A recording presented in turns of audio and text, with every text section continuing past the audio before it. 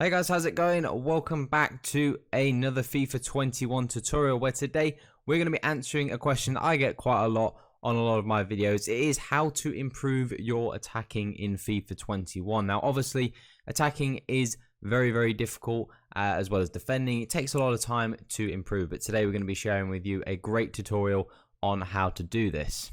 So with that being said, I would recommend, this video will be beneficial to people who are gold 3 or higher. Now, anyone who is a silver 1 player or below, if you finish silver 1 in FUT Champs, my honest opinion would be to someone like you is you probably need to play and practice a bit more outside of FUT Champs before tackling it. Now, if you're someone who just enjoys playing FIFA and you don't care how many wins and losses you get, then sure, I'm not telling you how to play FUT Champs. But if you're somebody who finishes, for example, 11 and 19 and you just scrape silver 1, my honest opinion would be you probably need to practice a little bit more. It's not probably worth your time playing FUT Champs. Now, if you want to ask the question of, but I play for rewards, when you look at sort of silver 1 rewards, 20,000 coins, a mega pack, a jumbo premium gold players pack, when you factor in match coins, I would say you will make around about 70,000 coins most weeks. If you're smart, maybe you can make a little bit more if you sell things at the right time.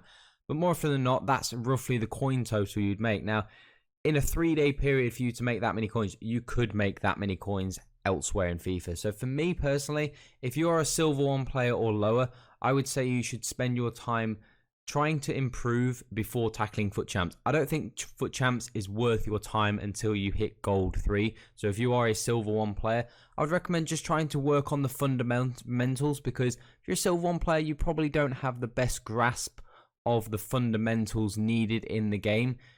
So my recommendation would be to go away, work on the few little things that are maybe not quite firing in your game. You may still pick up some tips in this video, so you are more than welcome to continue watching. Now, if you are somebody who is asking the question, I'm a gold 3 player, let's say I'm a gold 3 player, how do I improve my attacking? So now we're getting on to the meat and drink of this video. How do you improve at attacking? Now, the main thing that I would tell anyone, the biggest difference between someone who is, let's say, gold 3 and someone who's, let's say, gold 1 is skill moves.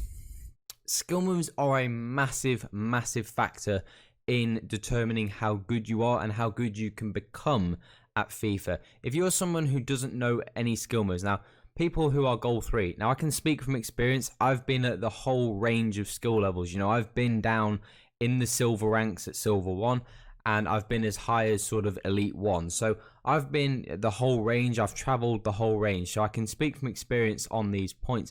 And skill moves is a massive thing. When I was, when FUT Champs first came out, I was a gold 3 player at best. So I wanted to know how to get better. And the number one difference was skill moves. Now, learning skill moves takes time. You don't learn skill moves in a day and you're just perfect at them. It takes like consistent hours of practice, not necessarily just spamming it for one day, and you can't necessarily fast track it. Some people might advertise that they can go from silver 1 to, let's say, elite 3 in a couple of weeks. It doesn't happen because it's very difficult to consistently improve in such a short space of time. It takes practice. Now, skill moves are the biggest thing that are going to improve you as a player. You can improve tactics and improve your team, and we'll get onto that a little bit later.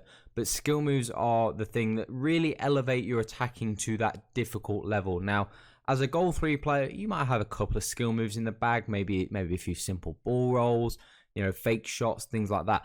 Now, what they are the most effective skill moves going further forwards, but you do need to throw in more skill moves to your arsenal. For me, it's one thing that really elevated my game was being able to perform every skill move, not necessarily some of the 5-star ones, the juggling ones, things like that. They're not super important, but certainly being able to perform all of the 4-star and below skill moves perfectly.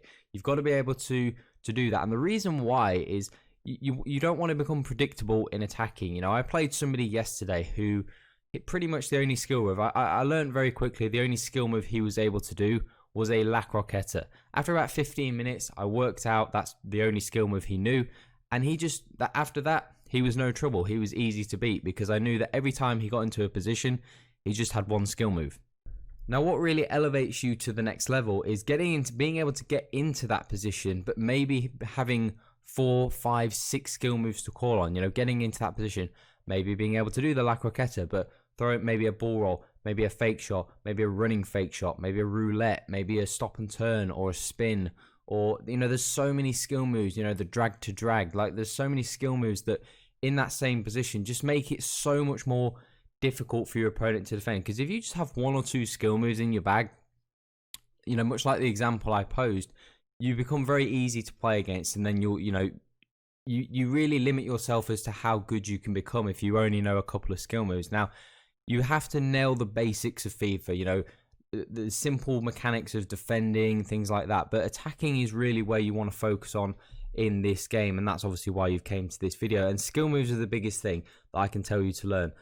Heel to heel flicks, things like that are also very, very good skill moves. Roulettes as well. But just learning all the skill moves really will elevate you to a top level. And then once you know the skill moves, it's knowing when to do them, what situations to do them in.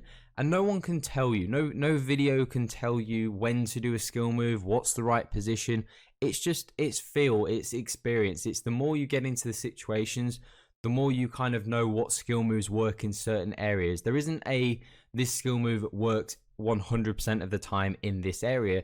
It's just practice. You have to practice the skill moves, and you just experience getting into those positions, knowing what skill moves work in what positions, and then just adding little things to your arsenal. One thing that, for example, I added to my game a couple of years ago was sometimes if a player is running towards me, if I do a simple give and go, just pressing the RB button, letting it run through my legs. That's something that just nobody ever really thinks to do, but it's little things like that that can just create space and just create an opportunity. And it's adding those finite little things to your game that really elevate you to the next level. Now, other things that we touched on, for example, tactics, team, things like that, those things do make a difference. Having a good set of tactics, a good set of game plans to suit the situation. Having a backup formation can really help. Having a formation that can hold on, having a formation that you can use to really get yourself back into a game, and having the most meta team you can possibly have. If you go into Weekend League with a full Italian League squad, you'll do fairly decent. You might hit, let's say, 15 wins. If you then, went back to the drawing board and bought the most meta team you could possibly buy, it could get you up to 16, potentially even 17 wins. Already, you've gone from gold 3 to gold 2, and then adding a few of the other things in that we mentioned, for example, skill moves and things like that. Finishing comes into it as well, knowing what shots to take when, and that's a really good, really good tip. And that's, again, something that just comes with experience. Firstly, you've got to know all the shot types, know when to hit it far post, know when to hit it near post, know when to finesse, know when it's the right time to chip, things like that. Knowing the game is also as well, being able to adapt on the fly, knowing when your opponent is being aggressive, so know that maybe you can go down the wings.